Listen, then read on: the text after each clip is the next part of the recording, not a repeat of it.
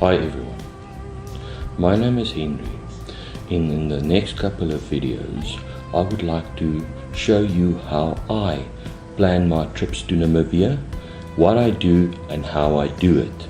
I'm going to split this up in a couple of videos so that we can pay particular attention to certain things I do.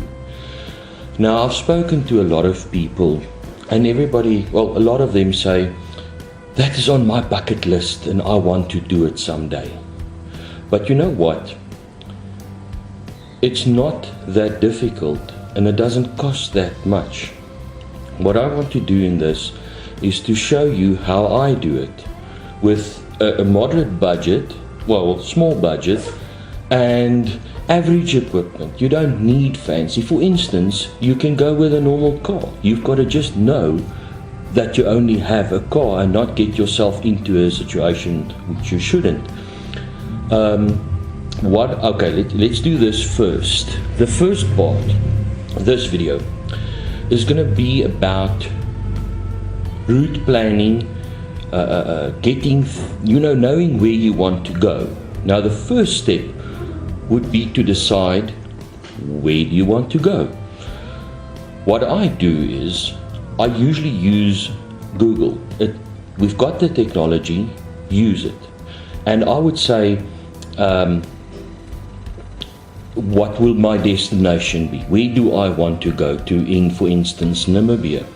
You can do it with Mozambique, you can do it with any African country. What I do suggest is you first do a short trip and thereafter you can make your trips longer as you pick up experience. I will also tell you some of the mistakes we made in our 2014 Namibia trip. It wasn't major problems, but it was a bit of irritation. You know what? We are going to Namibia the 15th of this month, 15 December 2018. No, we're still in 2017. And I'm going to take you step by step through the process until the day I leave. Then obviously I cannot upload because we do not have internet on the road. We can have, but it's not worth it. So, first step is route planning. You decide where you want to go to, and you sit on Google and you simply plot out a route. In South Africa, your distances can be slightly longer. In Namibia, must be shorter because your traveling time on those roads, it's not bad roads, but it's slower. So where you can average 120 kilometers an hour in South Africa, in Namibia you're going to do between 80 and 100 kilometers an hour. So what I did was I tried to keep my distances between campsites to about 300 kilometers, right?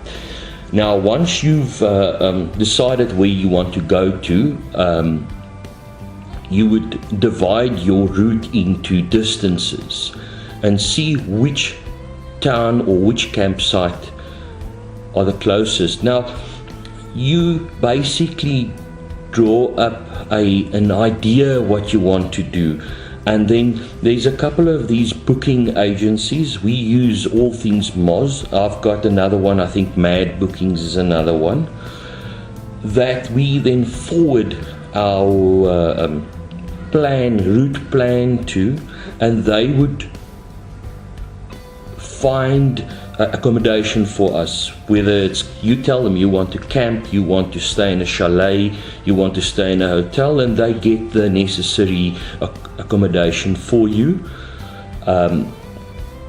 We haven't had problems on our previous trip. We just pulled out the papers and they said your campsite is over there, everything is organized, no problem. Coming back to once you've got your accommodation, you go back to Google and now you sit and you look. What I do is I would switch between the map and the satellite view to get an idea of the route, the actual road. What does the road look like? Is it a tar road or is it a gravel road? And that just helps you to prepare. Now, in most cases, you have, if you camp, in most cases you've got to leave the campsite at 10 o'clock and you can only book in after 2 o'clock.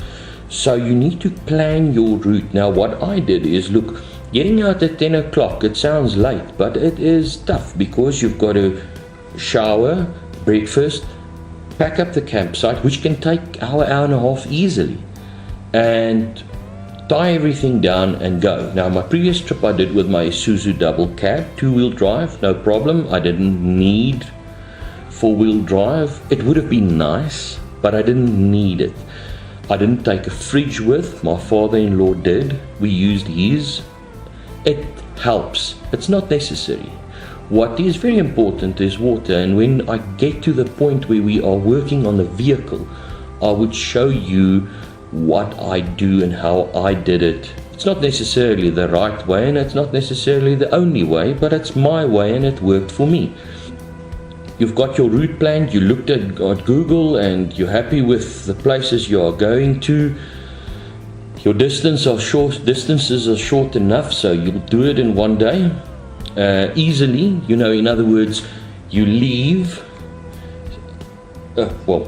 wake up, pack up campsite, drive, set up camp, make food and things like that. And you want to do this all before it gets dark, because setting up a camp, we did it once, not far away from home. But it was a challenge, and I mean, we ended up, we've got like a sail that goes over our tent, and in the darkness we couldn't find it, and we thought it's missing or got lost somewhere. Couldn't understand why we didn't have it. 2 days later, when we packed up the tent, it was under the tent. We didn't see it because it was dark. So, and look, it was not critical because it wasn't far from home, and if something went wrong, we can go back home, and so it's not an issue. But if you're sitting 2,000-3,000 kilometers away from home, in the middle of nowhere, can be a problem. I mean, that's just a piece of sail that was missing, but it could be something more critical that you need. For instance, food. Your food's missing. You don't know where it is. You can't see. You've got light, but you know what? A torchlight and sunlight's not the same. You can't. A torch helps, but it doesn't substitute the sun. Right. So that is, I think, the first. Just to recap, the first step would be to decide where you want to go to. Once you know what your furthest point is, you can plan your route, and once you've got a basic route planned, you go to a booking agency and you ask them to get you the necessary accommodation and things like that. And then what they usually ask you then is a 50% deposit. Now you're supposed to book about a year. It's about the minimum time ahead. We've left it this year very late. We've only booked about 6 months before, and we had problems. For instance, we wanted to stay in Swakopmund, couldn't get place in Swakopmund, so we had to go to a little, like 2 or 3 kilometers out of Swakop to get a place to stay. We wanted to stay in Henties as well. There was no space, so we ended up 5 days close to Swakopmund, and we're gonna ride or drive up and down and drive everywhere we want to go to. So that is a lesson learned. 12 months ahead, pay 50% deposit. The balance has to be paid like a month before you go. And I think we're going for about 14 days, and I think all in all it was about, your accommodation, you can roughly calculate about 1,000 Rand a day, and which is not much. I mean, because other than that, it's just fuel. There's not much else you can spend money in Namibia. There's just nothing. So that's your two major expenses. So once you've done that, then you're okay. What we do is we've got a separate account where we deposit money, the trip money into, and then keep it separate from all the other expenses and things. So you're sure that by the time your time come that you must go now, you've got the money available for your fuel and your food and your things like that. You don't need fancy equipment. I mean, a lot of things that I've bought in the last 2 or 3 years is nice to have. You don't necessarily need it. But what I'll do is in the next couple of videos, we'll go through it step by step. Please subscribe, because then you'll know when I upload the next video. Share this with friends that you think that would like to go to Namibia or would like to go with you to Namibia. And then of course like, if you like. If you don't, well, you can dislike. Yeah, this is it. Thank you for watching. Bye.